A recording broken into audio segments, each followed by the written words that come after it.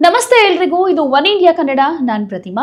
ವೀಕ್ಷಕರೇ, ಈ ಜೂನ್ 28ನೇ ತಾರೀಕು ಕುಜನ ಸ್ಥಾನ ಬದಲಾವಣೆ ಆಗಿದೆ. ಹೀಗಾಗಿ ಕೆಲವು ರಾಶಿಗಳ ಮೇಲೆ ಕುಜ ದೃಷ್ಟಿ ಬಿದ್ದಿದೆ. ಅದರಲ್ಲಿ ಪ್ರಮುಖವಾಗಿ ಮೀನ ರಾಶಿಯ ಮೇಲೆ ಕುಜನ ದೃಷ್ಟಿ ಬಿದ್ದಿದೆ. ಸೊ ಮೀನ ರಾಶಿಯಲ್ಲಿರುವಂತಹ ಶನಿಯ ದೃಷ್ಟಿ ಕೂಡ ಕುಜನ ಮೇಲೆ ಬೀಳೋದ್ರಿಂದ ಏನೆಲ್ಲ ಬದಲಾವಣೆಗಳಾಗುತ್ತೆ, ಅದರಲ್ಲೂ ಯಾವ್ಯಾವ ರಾಶಿಗಳ ಮೇಲೆ ಪ್ರಭಾವ ಅಂತ ಬಂದಾಗ ಇಲ್ಲಿ ಮುಖ್ಯವಾಗಿ 5 ರಾಶಿಗಳ ಮೇಲೆ ಒಂದಷ್ಟು ಒಳಿತು ಅಂದ್ರೆ ರಾಜಯೋಗ ಲಭಿಸಬಹುದು. ಹಾಗೆ 3 ರಾಶಿಯವರಿಗೆ ಕಂಟಕ ಅಂತ ಜಾತಕದಲ್ಲಿ ಹೇಳಲಾಗ್ತಾ ಇದೆ.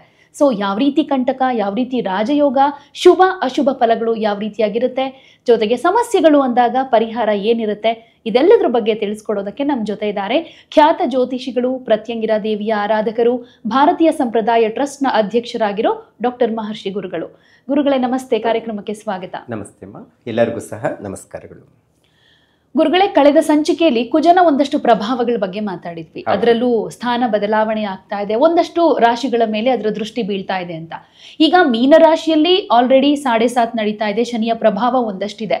ಈಗ ಮೀನ ರಾಶಿಯ ಮೇಲೆ ಕುಜನ ದೃಷ್ಟಿ ಬಿದ್ದಿರೋದ್ರಿಂದ ಅಲ್ಲಿರುವಂತಹ ಶನಿಯ ದೃಷ್ಟಿ ಕುಜನ ಮೇಲೆ ಬೀಳುತ್ತೆ ಅನ್ನೋದಾದ್ರೆ ಏನೇನ್ ಬದಲಾವಣೆಗಳಾಗುತ್ತೆ, ಹಾಗೆ ಬೇರೆ ರಾಶಿಗಳ ಮೇಲೆ ಯಾವ ರೀತಿ ಎಫೆಕ್ಟ್ ಆಗುತ್ತೆ ಅಂತ ನೋಡಿ. ಯಾವಾಗಲೂ ಅಷ್ಟೇ, ಈ ಗ್ರಹಗಳ ಸಂಯೋಗ ಆದಾಗ ಕೆಲವೊಂದು ಯೋಗಗಳು ಉಂಟಾಗುತ್ತೆ, ಕೆಲವೊಂದು ಸಮಸ್ಯೆಗಳು ಬರುತ್ತೆ. ಅದೇ ರೀತಿ ಕೆಲವು ಗ್ರಹಗಳ ದೃಷ್ಟಿ ಫಲಗಳು ಏನಾಗುತ್ತೆ, ಕೆಲವು ರಾಶಿಗಳಿಗೆ ಅಶುಭ, ಕೆಲವು ರಾಶಿಯವರಿಗೆ ಶುಭ ಫಲಗಳನ್ನು ಕೊಡುವಂಥದ್ದು ಇರುತ್ತೆ. ಅದೇ ಲೆಕ್ಕಾಚಾರದಲ್ಲಿ ನಾವು ತಗೊಳಕ್ ಹೋದ್ರೆ ನೋಡಿ, ಯಾವಾಗಲೂ ಅಷ್ಟೇ ಶನಿಯು ಅವನ ದೃಷ್ಟಿ ಹೇಗೆ ಇರುತ್ತೆ ಅನ್ನುವಂಥದ್ದು ನಾವು ಲೆಕ್ಕಾಚಾರ ಮಾಡಕ್ ಹೋದ್ರೆ 3, 7, 9ನೇ ಮನೆಯ ದೃಷ್ಟಿ ಬೀಳ್ತಾ ಇರುತ್ತೆ. ಕುಜನ ದೃಷ್ಟಿ ಹೇಗಿರುತ್ತೆ ಅಂದ್ರೆ 4, 7, 8ನೇ ಮನೆ ದೃಷ್ಟಿ ನೋಡ್ತಾ ಇರುತ್ತೆ. ಇಲ್ಲಿ ಕ್ಲಾಶ್ ಆಗ್ತಾ ಇರೋದು ಸಮಸ್ಯೆ ಏನಪ್ಪಾ ಅಂತ ಹೇಳಿದ್ರೆ, ಈ ಶನಿಯ ದೃಷ್ಟಿ ಸಪ್ತಮಕ್ಕೂ ಬೀಳ್ತಾ ಇದ್ದಾನೆ, ಕುಜನ ದೃಷ್ಟಿನೂ ಸಪ್ತಮಕ್ಕೆ ಬೀಳ್ತಾ ಇದೆ. ಸೊ ಆಪೋಸಿಟ್ ಲೈನ್ ಅಲ್ಲಿ ಇರುವಂತದ್ದು ಗ್ರಹಗಳು ಯಾವುದು ಅಂತ ಹೇಳಿದ್ರೆ, ಶನಿ ಮೀನರಾಶಿಯಲ್ಲಿ 7ನೇ ಮನೆಗೆ ಕುಜನ ದೃಷ್ಟಿ ಬಿದ್ದರೆ, ಇಲ್ಲಿ ಆಪೋಸಿಟ್ ಆಗಿ ಮೀನರಾಶಿಯಲ್ಲಿ ಇರುವಂತಹ ಶನಿಯ ದೃಷ್ಟಿ ಕುಜನ ಮೇಲೆ ಕನ್ಯಾ ರಾಶಿಯಲ್ಲಿ ಇರುವಂತಹ ಏನ್ ಕುಜಗ್ರಹ ಇದೆ ಆ ಗ್ರಹದ ಮೇಲೆ ಬೀಳ್ತಾ ಇದೆ. ಸೊ ಈ 2 ಗ್ರಹಗಳು ಏನಾದ್ರೂ ಶುಭ ಗ್ರಹಗಳಾಗಿದ್ರೆ ನಮಗೆ ಯಾವುದು ಪ್ರಾಬ್ಲಮ್ ಇರ್ತಾ ಇರಲಿಲ್ಲ. ಇಲ್ಲಿ ಏನಾಗಿದೆ ಅಂತ ಹೇಳಿದ್ರೆ, ಶನಿಯು ಅಶುಭ ಫಲಗಳನ್ನು ಕೊಡುವಂಥದ್ದು ಅಶುಭ ಗ್ರಹವಾಗಿದ್ದು ಶುಭ ಗ್ರಹದ ದೃಷ್ಟಿ ಮೇಲೆ ಬಿದ್ದಾಗ ಏನಾಗುತ್ತೆ, ಕೆಲವು ರಾಶಿಗಳ ಮೇಲೆ ಡಿಸ್ಟರ್ಬೆನ್ಸ್ ಆಗುವಂಥದ್ದು ಇರುತ್ತೆ. ಮತ್ತೆ ಇದೊಂದೇ ರಾಶಿಗಳು ಒಂದೇ ಇಲ್ಲ, ಪ್ರಕೃತಿ ಮೇಲೇನೂ ಏನಾದರೂ ತೊಂದರೆಗಳು, ಅವಘಡಗಳು ಆಗುವಂಥ ಸಾಧ್ಯತೆ ಇರುತ್ತೆ. ಭಾರಿ ದೊಡ್ಡ ಮಟ್ಟಿಗೆ ಈ ಬೆಂಕಿ ಸ್ಫೋಟಕಗಳು ಆಗುವಂಥ ಸಾಧ್ಯತೆ ಇರುತ್ತೆ, ಅವಘಡಗಳು ಉಂಟಾಗುವಂಥದ್ದು ಇರುತ್ತೆ. ಈ ಥರ ಸಮಸ್ಯೆಗಳು ಉಂಟಾದಾಗ ಏನಾಗುತ್ತೆ, ಈ ಕೆಲವು ರಾಶಿಯವರಿಗೆ ಒಂದು ಆರೋಗ್ಯದ ಮೇಲೆ ಹೊಡೆತ ಬೀಳುತ್ತೆ, ಕೆಲವು ವೈವಾಹಿಕ ಜೀವನ, ಕೆಲವೊಂದು ವಿಚಾರದಲ್ಲಿ ನಾವು ನೋಡಿದಾಗ ಉದ್ಯೋಗದ ಮೇಲೇನೂ ಹೊಡೆತ ಬೀಳುವಂಥದ್ದು ಇರುತ್ತೆ. ಇವತ್ತು ಎಷ್ಟೋ ಜನಕ್ಕೆ ಕುಟುಂಬದಲ್ಲಿ ಹಣಕಾಸಿನ ವಿಚಾರಕ್ಕೆ ಸಂಬಂಧಪಟ್ಟಂಥದ್ದು ನಾವು ನೋಡಕ್ ಹೋದ್ರೆ ಎಷ್ಟೋ ಸಮಸ್ಯೆಗಳನ್ನು ಎದುರಿಸ್ತಾ ಇರುವಂಥದ್ದು ಇದೆ. ನಾವು ಯಾವಾಗಲೂ ಶನಿ ಸರ್ವಯೋಗಕಾರಕ, ಆಯುಷ್ಯಕಾರಕ ಅಂತ ಹೇಳ್ತೀವಿ. ಯಾವಾಗ ಕುಜನ ದೃಷ್ಟಿ ಬಿದ್ದಾಗ ಎಲ್ತ್ ಮೇಲೆ ಹೊಡೆತ ಬೀಳುತ್ತೆ, ಮತ್ತೆ ಸರ್ವಯೋಗಕಾರಕ ಅವನೇ ಆಗಿರೋದ್ರಿಂದ ಹಣಕಾಸಿನ ವಿಚಾರಕ್ಕೂ ತೊಂದರೆ ಆಗುವಂಥ ಸಾಧ್ಯತೆ ಇರುತ್ತೆ. ಸೊ ಈ ಶನಿಯ ರಾಶಿಗಳು ಯಾವ್ಯಾವು ಅನ್ನುವಂಥದ್ದು ನಾವು ತಿಳ್ಕೊಬೇಕಾಗುತ್ತೆ. ಮೊದಲಿಗೆ ಮಕರ ಮತ್ತೆ ಕುಂಭ ರಾಶಿಯವರಿಗೆ ರಾಷ್ಟ್ರಾಧಿಪತಿ ಶನಿಗ್ರಹ ಆಗಿರ್ತಾನೆ. ಸೊ ಈ 2 ರಾಶಿಗಳಿಗೂ ಡಿಸ್ಟರ್ಬೆನ್ಸ್ ಆಗುತ್ತೆ. ಹಾಗಾಗಿ ಈ ಶನಿಯ ರಾಶಿಗಳಿಗೂ ಒಂದೇ ಡಿಸ್ಟರ್ಬೆನ್ಸ್ ಆಗಲ್ಲ, ಈ ಕುಜನ ರಾಶಿಯವರೆಗೂ ತೊಂದರೆಗಳಾಗುವಂಥದ್ದು ಇರುತ್ತೆ. ಆದರೆ ಕುಜನ ರಾಶಿಗೆ ಒಂದು ರಾಶಿಗೆ ಡಿಸ್ಟರ್ಬೆನ್ಸ್ ಆಗೋದಿಲ್ಲ. ಯಾವುದಪ್ಪ ಅಂದ್ರೆ ಈ ಮೇಷರಾಶಿಯವರಿಗೆ. ಯಾಕಂದ್ರೆ ಮೇಷ ವೃಶ್ಚಿಕಕ್ಕೆ ಅಧಿಪತಿ ಕುಜಗ್ರಹ ಆಗಿರ್ತಾನೆ. ಯಾಕೆ ಡಿಸ್ಟರ್ಬೆನ್ಸ್ ಆಗೋದಿಲ್ಲ ಅಂತ ಹೇಳಿದ್ರೆ, ಕುಜನ ದೃಷ್ಟಿ ಅಷ್ಟಮ ದೃಷ್ಟಿ ಬಿದ್ದಾಗ, ಅವನ ದೃಷ್ಟಿ ಬಿದ್ದಾಗ ತೊಂದರೆ ಆಗೋದಿಲ್ಲ, ಶುಭ ಫಲಗಳನ್ನ ಕೊಡ್ತಾನೆ. ಆದ್ರೆ ಒಂದು ಗ್ರಹ, ಒಂದು ರಾಶಿಯ ದೃಷ್ಟಿ ಇರೋದಿಲ್ಲ, ಯಾವುದು ಅಂದ್ರೆ ವೃಶ್ಚಿಕ ರಾಶಿ. ಹಾಗಾಗಿ ವೃಶ್ಚಿಕ, ಮಕರ ಮತ್ತೆ ಈ ಕುಂಭ ರಾಶಿಯವರಿಗೆ ಬಹಳ ಡಿಸ್ಟರ್ಬೆನ್ಸ್ ಆಗುವಂಥದ್ದು ಇರುತ್ತೆ. ಸೊ ಹಾಗಾಗಿ ಇದನ್ನ ಸ್ವಲ್ಪ ಈ ರಾಶಿಯವರು ಬಹಳ ಈ 3 ತಿಂಗಳ ಕಾಲ ಬಹಳ ಹುಷಾರಾಗಿರ್ಬೇಕು. ಯಾವ್ಯಾವ ವಿಚಾರದಲ್ಲಿ ಅಂತ ಹೇಳಿದ್ರೆ, ಒಂದು ವಾಹನದಿಂದ ತೊಂದರೆಗಳಾಗುವಂಥದ್ದು. ವಾಹನ ಅಂತ ಒಂದೇ ಅಲ್ಲ, ಕಬ್ಬಿಣಗಳ ಯಾವುದೇ ಇರಲಿ, ಈ ಕಬ್ಬಿಣದ ಕೆಲಸ ಮಾಡ್ತಾ ಇರ್ತಾರೆ ಅಲ್ಲಿ, ಮತ್ತೆ ಸ್ಫೋಟಕಗಳು ಏನಾದರೂ ತಯಾರಿ ಮಾಡ್ತಾ ಇರುವಂತ ಜಾಗದಲ್ಲಿ, ಈಗ ಲೇತು ಕೆಲವೊಂದೆಲ್ಲ ಮಾಡ್ತಾ ಇರ್ತಾರೆ. ಸೊ ಅಂತ ಜಾಗ ಕೆಮಿಕಲ್ ಲಿಕ್ವಿಡ್ ಸಂಬಂಧಪಟ್ಟಂಥದ್ದು, ಮತ್ತೆ ಪೆಟ್ರೋಲಿಯಂ ಸಂಬಂಧಪಟ್ಟಂಥದ್ದು. ನೋಡಿ, ಇವತ್ತು ಯಾರಿಗಾದ್ರೂ ಪೆಟ್ರೋಲಿಯಂ ಬಿಸ್ನೆಸ್ ಬರುತ್ತೆ ಅಂತ ಹೇಳಿದ್ರೆ ಪೆಟ್ರೋಲ್ ಬಂಕ್ ಇವೆಲ್ಲ ಕೇಳ್ತಾ ಇರ್ತಾರೆ. ಸೊ ಅವ್ರಿಗೆ ನಾವು ಹೆಚ್ಚು ರಿಫರ್ ಮಾಡುವಂಥದ್ದು, ಶನಿ ಚೆನ್ನಾಗಿದ್ದಾನೆ, ಜಾತಕದಲ್ಲಿ ಕರ್ಮಸ್ಥಾನದಲ್ಲಿ ಇದ್ದಾನೆ ಅಂತ ಹೇಳಿದ್ರೆ ಕಬ್ಬಿಣ ಬರುತ್ತೆ, ಪೆಟ್ರೋಲಿಯಂ ಸಂಬಂಧಪಟ್ಟಂತದ್ದು ಆಗ್ಬರುತ್ತೆ ಅಂತ ರೆಫರ್ ಮಾಡಬಹುದು. ಆದ್ರೆ ಇಲ್ಲಿ ಹೆಚ್ಚು ಸ್ಫೋಟಕ ಆಗುವಂತ ಸಾಧ್ಯತೆ ಜಾಸ್ತಿ ಇರೋದ್ರಿಂದ ಈ ಮಕರ ಮತ್ತೆ ಕುಂಭರಾಶಿಯವರು ಆದಷ್ಟು ಸಹ ಮನೆಯಲ್ಲೇನೋ ಹೆಚ್ಚು ಕಲಹಗಳು, ಹೆಚ್ಚಿನ ಮಟ್ಟಿಗೆ ತೊಂದರೆಗಳಾಗಬಹುದು. ಮಾಡೋ ಜಾಗದಲ್ಲಿನೂ ಸಹ ಏನಾದ್ರೂ ಬೆಂಕಿ ಅವಘಡಗಳಾಗಿ ಏನಾದ್ರೂ ಗಾಯಗಳು ಆಗುವಂಥದ್ದು, ಸರ್ಜರಿವರೆಗೂ ಹೋಗುವಂಥದ್ದಿದೆ. ನಾನು ಮೊನ್ನೆ ಮಾತನಾಡುವಾಗ ಹೇಳ್ತಾ ಇದ್ದೆ ನೋಡಿ, ಈ ಕುಂಭರಾಶಿಯವರಿಗೆ 6ನೇ ಮನೆ ಷಷ್ಟಾಷ್ಟಕಗಳು ಪ್ರಭಾವ ಇರುತ್ತೆ. ಹಾಗಾಗಿ 6ನೇ ಮನೆಗೆ ಆರೋಗ್ಯದ ಮೇಲೆ ಪರಿಣಾಮ ಬೀಳುತ್ತೆ. ಸ್ವಲ್ಪ ಹುಷಾರಾಗಿರ್ಬೇಕು. ಸರ್ಜರಿ ಮಾಡಿಸೋದು ಏನಾದ್ರೂ ಇದ್ರೆ ಒಂದು 3 ತಿಂಗಳು ಮುಂದಕ್ಕೆ ಹಾಕಿ ಅಂತಾನು ನಾನು ಹೇಳಿದ್ದೆ. ಸೊ ಅದೇ ಪ್ರಕಾರವಾಗಿ ಇಲ್ಲಿ ಮಕರ ಮತ್ತೆ ಕುಂಭರಾಶಿಗೆ ಶನಿ ಅಧಿಪತಿ ಆಗಿರೋದ್ರಿಂದ ಸ್ಫೋಟಕಗಳಿಂದ ಏನಾದ್ರೂ ಗಾಯಗಳು ಆಗೋದು ಮತ್ತೆ ಅದರಿಂದ ಸರ್ಜರಿ ಆಗುವಂತ ಸಾಧ್ಯತೆ ಈ 2 ರಾಶಿಯವ್ರಿಗೆ ಇದ್ರೆ, ವೃಶ್ಚಿಕ ರಾಶಿಯವರಿಗೆ ಏನಾಗುತ್ತೆ ಅಂತ ಹೇಳಿದ್ರೆ ನೋಡಿ, ಪ್ರಮುಖವಾಗಿ ಅಣ್ಣ ತಮ್ಮಂದಿರ ನಡುವೆ ಕಲಹಗಳು ಉಂಟಾಗುತ್ತೆ. ಮತ್ತೆ ಅದರ ಅಲ್ದಿರ ಕೋರ್ಟ್ ಕಚೇರಿವರೆಗೂ ಜಮೀನು ವ್ಯವಹಾರಕ್ಕೆ ಸಂಬಂಧಪಟ್ಟಂತ ತೊಂದರೆಗಳು ಉಂಟಾಗುತ್ತೆ ಅಂತ ಹೇಳುತ್ತೆ. ನೋಡಿ ಹೇಗೆ ಶಾಸ್ತ್ರವನ್ನ ನಿಖರವಾಗಿ ಹೇಳಬಹುದು ಅನ್ನುವಂಥದ್ದು. ಸೊ ಹಾಗಾಗಿ ಆ ಗ್ರಹಗಳ ಪ್ರಭಾವ ಮತ್ತೆ ಕಾರತತ್ವಗಳನ್ನ ನಾವು ತೆಗೆದುಕೊಂಡಾಗ, ಮತ್ತೆ ಆ ಗ್ರಹಗಳ ದೃಷ್ಟಿಗಳನ್ನ ನಾವು ತೆಗೆದುಕೊಂಡಾಗ ಏನೆಲ್ಲ ತೊಂದರೆಗಳನ್ನ ಆಗುತ್ತೆ ಅನುಭವಿಸ್ತಾರೆ ಅನ್ನುವಂಥದ್ದನ್ನ ಲೆಕ್ಕಾಚಾರ ಮಾಡಬಹುದಾಗಿದೆ. ಸೊ ಈ 3 ರಾಶಿಯವರು ಬಹಳ 3 ತಿಂಗಳ ಕಾಲ ಬಹಳ ಹುಷಾರಾಗಿರ್ಬೇಕು ಅನ್ನುವಂಥದ್ದನ್ನ ಹೇಳುತ್ತೆ. ಮತ್ತೆ ಹಾಗಿದ್ರೆ ಇನ್ನು ಮಿಕ್ಕಂತಹ 5 ರಾಶಿಯವ್ರಿಗೆ ಏನು ಫಲಗಳನ್ನು ಕೊಡ್ತಾನೆ? ಶುಭ ಫಲಗಳು ಕೊಡ್ತಾನೆ. ನಮ್ಗೆ ಶುಭ ಫಲ ಕೊಟ್ರೆ ಒಳ್ಳೇದೇ, ಆದ್ರೆ ಯಾವ ವಿಚಾರಕ್ಕೆ ಫಲಗಳನ್ನ ಕೊಡ್ತಾನೆ, ನಾವು ಆ ಟೈಮಲ್ಲಿ ನಾವು ಏನ್ ತಯಾರಿ ಆಗ್ಬೇಕು ಅನ್ನೋಂಥದ್ದು ತಿಳ್ಕೊಂಡ್ರೆ ಬಹಳ ಒಳ್ಳೇದು. ನೋಡಿ, ಪ್ರಮುಖವಾಗಿ ಮೇಷ ರಾಶಿಯವರಿಗೆ ಭೂಮಿಯಿಂದ ಲಾಭ ಉಂಟಾಗುತ್ತೆ ಅಂತ ಹೇಳುತ್ತೆ.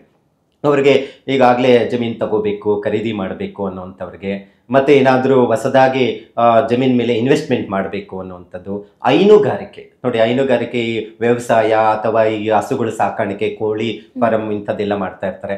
ಅಂಥವ್ರು ಏನಾದರೂ ಬಿಸ್ನೆಸ್ ಮಾಡಬೇಕು ಅಂತ ಹೇಳಿದ್ರೆ ಖಂಡಿತ ಮಾಡಬಹುದು. ಮತ್ತೆ ಈ ಭೂಮಿಗೆ ಸಂಬಂಧಪಟ್ಟಂಥದ್ದು ಕೆಲಸವನ್ನು ಮಾಡ್ತಾ ಇರ್ತಾರೆ, ಈ ವ್ಯವಹಾರ ಇವೆಲ್ಲ ಇಟ್ಕೊಂಡಿರ್ತಾರೆ, ಅಂಥವ್ರಿಗೂ ಲಾಭ ಉಂಟು ಮಾಡುವಂಥದ್ದು ಇರುತ್ತೆ. ಮತ್ತೆ ರೆವಿನ್ಯೂ ಡಿಪಾರ್ಟ್ಮೆಂಟ್ ಸಂಬಂಧಪಟ್ಟಂಥದ್ದು ಕೆಲಸಗಳು ಏನಾದರೂ ಆಗ್ಬೇಕಾದ್ರೂ ಈ 3 ತಿಂಗಳಲ್ಲಿ ಆಗ್ಬಿಡುತ್ತೆ ಅನ್ನುವಂಥದ್ದನ್ನ ಲೆಕ್ಕಾಚಾರ ಮಾಡಬಹುದು. ಮತ್ತೆ ಇನ್ನೊಂದು ರಾಶಿ ಅಂದ್ರೆ ವೃಷಭ ರಾಶಿ. ಇಲ್ಲಿ ವೃಷಭ ರಾಶಿಯವರಿಗೆ ಈ ಕುಜ ಮತ್ತೆ ಶನಿಯ 2 ಫಲಗಳು ಇರೋದ್ರಿಂದ, ಯಾಕಂದ್ರೆ ಶನಿ 3ನೇ ಮನೆಗೆ ದೃಷ್ಟಿ ಬೀಳೋದ್ರಿಂದ, ಮತ್ತೆ ಈಗಾಗಲೇ ಪ್ರಸ್ತುತ ಗುರುಬಲನೂ ಇದೆ ವೃಷಭ ರಾಶಿಯವರಿಗೆ. ಸೊ ಈ 2 ಗ್ರಹಗಳ ದೃಷ್ಟಿಕೋನ ಫಲಗಳ ಏನಾಗುತ್ತೆ, ಇನ್ನಷ್ಟು ಅವರಿಗೆ ಉತ್ತಮ ಅಭಿವೃದ್ಧಿಯನ್ನು ಕಾಣುವಂಥದ್ದಿದೆ. ನಾನು ಶನಿ ಮತ್ತೆ ಬದಲಾವಣೆಯ ದಿನ ನಾನು ಹೇಳಿದ್ದೆ ಬಹಳ ಜನಕ್ಕೆ, ನೋಡಿ ಹೊಸದಾಗಿ ಬಿಸ್ನೆಸ್ ಮಾಡಿ ಒಳ್ಳೆಯ ಅಭಿವೃದ್ಧಿ ಆಗುತ್ತೆ, ವಿವಾಹ ಶುಭ ಕಾರ್ಯಗಳು, ಎಷ್ಟೋ ಜನ ಇವತ್ತು ವಿವಾಹ ಶುಭ ಕಾರ್ಯಗಳು ನಡೆಸ್ತಾ ಇದ್ದಾರೆ. ಹಾಗಾಗಿ ಉತ್ತಮವಾದಂಥ ಫಲಗಳನ್ನ ವೃಷಭ ರಾಶಿಯವರು ಪಡ್ಕೊಳ್ಳೋದಕ್ಕೆ ಸಾಧ್ಯ ಆಗುತ್ತೆ ಅನ್ನುವಂಥದ್ದನ್ನ ಲೆಕ್ಕಾಚಾರ ಮಾಡಬಹುದು. ಅದೇ ಅಷ್ಟಮ ಶನಿಯಾಗಿ ಈಗಾಗಲೇ ತೊಂದರೆ ಅನುಭವಿಸ್ತಾ ಇರುವಂತವ್ರು ಯಾರಪ್ಪ ಅಂತ ಹೇಳಿದ್ರೆ ಇದೇ ಸಿಂಹ ರಾಶಿಯವರಿಗೆ. ಒಂದು ಪ್ಲಸ್ ಪಾಯಿಂಟ್ ಏನಪ್ಪಾ ಅಂತ ಹೇಳಿದ್ರೆ ಅವ್ರಿಗೆ ಗುರುಬಲ ಇತ್ತು ಇಷ್ಟು ದಿನ. ಆದ್ರೆ ಇಲ್ಲಿ ದ್ವಿತೀಯ ಸ್ಥಾನದಲ್ಲಿ ಕನ್ಯಾ ರಾಶಿಯಲ್ಲಿ ಕುಜ ಇರೋದ್ರಿಂದ, ಕುಜನ ದೃಷ್ಟಿ ಶನಿಯ ಮೇಲೆ ಬಿದ್ದು ಅಷ್ಟಮ ಒಂದು ಫಲಗಳನ್ನ ಅನುಭವಿಸ್ತಾ ಇರುವಂತವ್ರಿಗೆ ಈ 3 ತಿಂಗಳ ಕಾಲ ಅವ್ರಿಗೆ ಅಷ್ಟು ಶನಿ ತೊಂದರೆ ಕೊಡೋದಿಲ್ಲ ಅನ್ನುವಂಥದ್ದು ಇರುತ್ತೆ. ಯಾಕಂತ ಹೇಳಿದ್ರೆ ಇಲ್ಲೇ ಡಿಸ್ಟರ್ಬೆನ್ಸ್ ಆಗ್ತಾ ಇರುತ್ತೆ. ಈ ಕುಜನ ದೃಷ್ಟಿ ಶನಿಯ ಮೇಲೆ ಬಿದ್ದಾಗ ಈ ಕೆಲವು ಗ್ರಹಗಳು ಕೆಲವೊಂದು ರಾಶಿಗಳ ಮೇಲೆ ಬೀಳುವಂತಹದ್ದು ಏನು ಪರಿಣಾಮ ಇರುತ್ತೆ ಕಡಿಮೆ ಆಗುವಂತ ಸಾಧ್ಯತೆ ಇರುತ್ತೆ. ಹಾಗಾಗಿ ಸಿಂಹರಾಶಿವರೆಗೂ ಉತ್ತಮವಾದಂತಹ ಫಲ, ಉತ್ತಮ ಅಭಿವೃದ್ಧಿ ಆಗುವಂಥದ್ದು ಇರುತ್ತೆ. ಅವ್ರಿಗೆ ಹೆಚ್ಚು ಅನುಕೂಲ ಉಂಟಾಗೋದಂದ್ರೆ ಸರ್ಕಾರಿ ಕೆಲಸ. ಇವತ್ತು ಎಷ್ಟೋ ಜನ ಸರ್ಕಾರಿ ಕೆಲಸ ಪ್ರಯತ್ನ ಮಾಡ್ತಾ ಇರ್ತಾರೆ, ಅಂಥವ್ರಿಗೆ ಹೆಚ್ಚು ಅನುಕೂಲ ಆಗುವಂತ ಸಾಧ್ಯತೆ ಈ ಸಿಂಹರಾಶಿಯವರಿಗೆ ಉಂಟಾಗುವಂಥದ್ದು ಇರುತ್ತೆ. ಸೊ ಇವ್ರಿಗೂ ಉತ್ತಮವಾದಂತಹ ಅಭಿವೃದ್ಧಿ ಆಗುವಂತ ಸಾಧ್ಯತೆ ಬಹಳಷ್ಟು ಇದೆ ಅನ್ನುವಂಥದ್ದು ಇರುತ್ತೆ. ಮತ್ತೆ ಅದೇ ರೀತಿ ದ್ವಿತೀಯ ಸ್ಥಾನಕ್ಕೆ ಅಂತ ಬಂದಾಗ ನಾವು ಕನ್ಯಾ ರಾಶಿಯಿಂದ 2ನೇ ಮನೆ ಅಂತ ಹೇಳಿದ್ರೆ ನಾವು ತುಲಾ ರಾಶಿಯನ್ನ ನೋಡುವಂಥದ್ದು ಇರುತ್ತೆ. ಈ ತುಲಾ ರಾಶಿಗೆ ಯಾವಾಗಲೂ ಅಷ್ಟೇ ಭಾಗ್ಯಸ್ಥಾನ ಅಂತ ಹೇಳ್ತೀವಿ. ಅವ್ರಿಗೆ ಆರ್ಥಿಕ ಸಂಕಷ್ಟಗಳೇನಾದ್ರೂ ಇತ್ತು, ಸಾಲ ಸಮಸ್ಯೆ ಏನಾದ್ರೂ ಇದ್ರೂ ಬಗೆಹರಿಯುವಂಥದ್ದು ಇರುತ್ತೆ. ಮತ್ತೆ ಸ್ವಲ್ಪ ಬಿಸ್ನೆಸ್ ಇಂಪ್ರೂವ್ಮೆಂಟ್ ಚೆನ್ನಾಗಾಗುವಂಥದ್ದು ಇರುತ್ತೆ, ಲಾಭ ಹೆಚ್ಚಾಗಿ ಬರುವಂಥದ್ದು ಇರುತ್ತೆ. ಏನಾದರೂ ಕೆಲಸ ಬಿಸ್ನೆಸ್ ಮಾಡುವಂಥವ್ರಿಗೆ ಅಥವಾ ಈ ಕೆಲಸದಲ್ಲಿ ಹೋಗುವಂಥವ್ರಿಗಿರುತ್ತೆ, ಏನಾದರೂ ಸ್ಯಾಲ್ರಿ ಹೈಕ್ ಆಗುವಂಥದ್ದು ಅಥವಾ ಕೆಲವೊಂದು ಪ್ರಮೋಷನ್ ವಿಚಾರಕ್ಕೆ ಸಂಬಂಧಪಟ್ಟಂಥದ್ದು ಅನುಕೂಲ ಆಗುವಂಥ ಸಾಧ್ಯತೆಗಳು ಇವೆಲ್ಲವೂ ಸಹ ಕಂಡು ಬರುವಂಥ ಸಾಧ್ಯತೆಗಳು ಈ ರಾಶಿಯವರಿಗೆ ಕಂಡು ಬರುವಂಥದ್ದು ಇರುತ್ತೆ. ಮಿಥುನ ರಾಶಿಯವರಿಗೆ ಈ ರಾಶಿ 4 ರಾಶಿಯವರು ಏನು ಫಲಗಳು 100ಕ್ಕೆ 100ರಷ್ಟು ಪಾಡ್ಕೊಂತಾರೆ, ಅವ್ರಿಗೆ ಒಂದು 90 ಭಾಗದಷ್ಟು ಫಲಗಳು ಇರುತ್ತೆ. ಒಂದು 10 ಫಲಗಳು ಕಡಿಮೆ ಕೊಡುವಂಥದ್ದು ಇರುತ್ತೆ. ಯಾಕಂತ ಹೇಳಿದ್ರೆ ರಾಷ್ಟ್ರಾಧಿಪತಿ ಏನಾದ್ರೂ ಕರ್ಕಾಟಕ ರಾಶಿಯಲ್ಲಿ ಏನಾದ್ರೂ ಇಲ್ಲ ಅಂದಿದ್ರೆ ಅಥವಾ ಈ ಕುಜ ಏನಾದ್ರೂ ಕನ್ಯಾ ರಾಶಿ ಇಲ್ಲ ಬೇರೆ ರಾಶಿಯಲ್ಲಿ ಇತ್ತು ಅಂದ್ರೆ ಇವ್ರಿಗೂ ಉತ್ತಮವಾದಂಥ ಫಲಗಳು ಕೊಡ್ತಾ ಇತ್ತು. ಆದರೆ ಅವರಿಗೆ ಹೆಚ್ಚು ಫಲಗಳು ಹೇಗೆ ಇರುತ್ತೆ ಅಂದರೆ ಇರುವಂಥ ಕೆಲಸದಲ್ಲಿ ಇಂಪ್ರೂವ್ಮೆಂಟ್ ಆಗುತ್ತೆ, ಹೊಸದಾಗಿ ಏನೇ ಮಾಡಿದ್ರೇನು ಏನೂ ಆಗೋದಿಲ್ಲ ಅನ್ನುವಂಥದ್ದು. ಯಾಕಂದ್ರೆ ಪ್ರಸ್ತುತ ಗುರುಬಲನೂ ಇಲ್ಲ ಅವ್ರಿಗೆ, ಹಾಗಾಗಿ ಮಧ್ಯಮ ಫಲಗಳನ್ನು ಅನುಭವಿಸುವಂಥದ್ದು ಇರುತ್ತೆ. ಒಟ್ಟಾರೆ ಆ ರಾಶಿಯನ್ನು 5ನೇ ರಾಶಿಯಾಗಿ ತೆಗೆದುಕೊಳ್ಳಬಹುದು, ಏನು ತೊಂದರೆ ಇಲ್ಲ. ಅದೇ 50% ಏನಾದರೂ ಕಡಿಮೆ ಪ್ರಮಾಣ ಬೀಳುತ್ತೆ ಅಂತ ಹೇಳಿದ್ರೆ ಫಲಗಳು ಕೊಡುವಂಥದ್ದು, ಅದನ್ನು ಬಿಡುವಂಥದ್ದು ಇತ್ತು. ಹಾಗಾಗಿ ಮಿಥುನ ರಾಶಿಯವ್ರಿಗೂ ಸ್ವಲ್ಪ ಹೆಚ್ಚು ಅನುಕೂಲ ಉಂಟಾಗುವಂಥ ಸಾಧ್ಯತೆ. ಈ ಏನು ದೃಷ್ಟಿ ಇರುತ್ತೆ, ಶನಿಯ ದೃಷ್ಟಿ ಕುಜನ ಮೇಲೆ, ಕುಜನ ದೃಷ್ಟಿ ಶನಿ ಮೇಲೆ ಏನು ಬೀಳ್ತಾ ಇದೆ, ಅದರಿಂದ ಕೆಲವು ರಾಶಿಯವರಿಗೆ ಉತ್ತಮವಾದಂಥ ಅಭಿವೃದ್ಧಿಯನ್ನು ಕಾಣಲಿಕ್ಕೆ ಸಾಧ್ಯ ಆಗುತ್ತೆ. ಆದರೆ ಕೆಲವು ರಾಶಿ, ಈ 3 ರಾಶಿ ಯಾರಿದ್ದಾರೆ, ವೃಶ್ಚಿಕ ಮತ್ತೆ ಮಕರ ಕುಂಭ ರಾಶಿಯವರು ಬಹಳ ಜಾಗೃತೆ ವಹಿಸಬೇಕು ಅನ್ನುವಂಥದ್ದನ್ನ ಲೆಕ್ಕಾಚಾರವನ್ನ ಮಾಡಬಹುದಾಗಿದೆ. ಈ ಜಾಗೃತೆ ಜೊತೆಗೆ ಏನಾದರೂ ಒಂದಷ್ಟು ಪ್ರಭಾವ ತಗ್ಗಿಸ್ಬೇಕು ಅಂತ ಅಂದ್ರೆ ಏನಾದ್ರು ಪೂಜೆ, ಹೋಮ, ಹವನ ಈ ಥರದ್ದೇನಾದ್ರು ಮಾಡಬೇಕಾ? ಹೇಗೆ ಇಲ್ಲಿ ಸರಳ ಪರಿಹಾರಗಳ ಮಾಡ್ಕೊಳ್ಳೋದ್ರಿಂದ ಹೆಚ್ಚು ಅನುಕೂಲ ಆಗುವಂಥ ಸಾಧ್ಯತೆ ಇರುತ್ತೆ. ಏನು ಮಾಡ್ಕೋಬಹುದು ಸರಳ ಪರಿಹಾರಗಳು ಅಂತ ಹೇಳಿದ್ರೆ, ನೋಡಿ ಯಾವಾಗಲೂ ಅಷ್ಟೇ ಶನಿಯ ಒಂದು ಪ್ರಭಾವ ಇತ್ತು ಅಂದ್ರೆ ನಾವು ಹನುಮಂತನ ಆರಾಧನೆ ಮಾಡ್ಕೊಳ್ಳುವಂಥದ್ದು. ಯಾರು ಮಾಡ್ಕೋಬೇಕು? ಕನ್ಯಾ ರಾಶಿಯವರಿಗೇನೆ ಹೆಚ್ಚು ಡಿಸ್ಟರ್ಬೆನ್ಸ್ ಆಗುವಂಥದ್ದು. ಇದು ಯಾವತ್ತಿಂದ ಪ್ರಾರಂಭ ಆಗುತ್ತೆ ಅಂತ ಹೇಳಿದ್ರೆ, ಯಾವಾಗ ಸಿಂಹರಾಶಿಯಿಂದ ಕನ್ಯಾ ರಾಶಿಗೆ ಕುಜ ಬದಲಾವಣೆ ಆದ್ನೋ ಅವತ್ತಿಂದನೇ ಅವರಿಗೆ ಡಿಸ್ಟರ್ಬೆನ್ಸ್ ಆಗೋದಕ್ಕೆ ಸ್ಟಾರ್ಟ್ ಆಯ್ತು. ಹಾಗಾಗಿ ಹೆಚ್ಚು ಶನಿಯ ದೃಷ್ಟಿ ಕುಜನ ಮೇಲೆ ಬಂದಾಗ, ಆದ್ರೆ ನೀವು ಇನ್ನೊಂದು ಗಮನಿಸಬಹುದು, ಶನಿಯು ಮಿತ್ರ ರಾಶಿಗಳು ಇರುವಂತದ್ದು ಇರುತ್ತೆ. ಕೆಲವೊಂದು ಮಿತ್ರ ರಾಶಿಯಲ್ಲಿ ಇರುವಂತದ್ದು ಅಥವಾ ಮಿತ್ರ ಗ್ರಹಗಳ ಸಂಯೋಗ ಆದಾಗ ಶುಭ ಫಲಗಳನ್ನು ಕೊಡುತ್ತೆ ಅಂತ ಹೇಳುತ್ತೆ. ಈ ಮಿಥುನ ರಾಶಿಗೆ ಅಧಿಪತಿಯಾದಂಥವನು ಬುಧ ಬಲಹೀನನಾಗಿದ್ದಾಗ ಆ ಮನೆಯಲ್ಲೇ ಕುಜ ಬಂದು ಸೇರ್ಕೊಂಡಾಗ ಅಲ್ಲಿ ಡಿಸ್ಟರ್ಬೆನ್ಸ್ ಜಾಸ್ತಿ ಆಗುವಂಥದ್ದು ಇರುತ್ತೆ. ಹಾಗಾಗಿ ಹನುಮಂತನ ಆರಾಧನೆ ಮಾಡ್ಕೊಳ್ಳುವಂತೂ ಬಹಳ ಒಳ್ಳೆಯದು ಮೀನ ರಾಶಿಯವರು. ಮತ್ತೆ ಈ ಕನ್ಯಾ ರಾಶಿಯವರು ಲಕ್ಷ್ಮೀ ನರಸಿಂಹ ಸುಬ್ರಹ್ಮಣ್ಯನ ಆರಾಧನೆ ಮಾಡ್ಕೊಳ್ಳೋದ್ರಿಂದ ಸ್ವಲ್ಪ ಬರೋ ಸಮಸ್ಯೆಗಳಿಂದ ಕಡಿಮೆ ಮಾಡ್ಕೊಳ್ಳೋದಕ್ಕೆ ಸಾಧ್ಯ ಆಗುತ್ತೆ. ಅದರಲ್ಲಿ ಪ್ರಮುಖವಾಗಿರುವಂಥದ್ದು ಅಂತ ಹೇಳಿದ್ರೆ ಈ ಕುಜ ರಾಶಿಗಳಾದಂತಹದ್ದು ಈ ವೃಶ್ಚಿಕ ರಾಶಿ ಮತ್ತೆ ಶನಿ ರಾಶಿಗಳು ಮಕರ ಕುಂಭ ರಾಶಿಯವರು ಆದಷ್ಟು ಈ ಪರಿಹಾರಗಳನ್ನ ಮಾಡಿಕೊಳ್ಳೇಬೇಕು ಅನ್ನುವಂಥದ್ದನ್ನು ಹೇಳುತ್ತೆ. ಓಕೆ, ಧನ್ಯವಾದಗಳು ಗುರುಗಳೇ. ಹರೇ ಶ್ರೀನಿವಾಸ.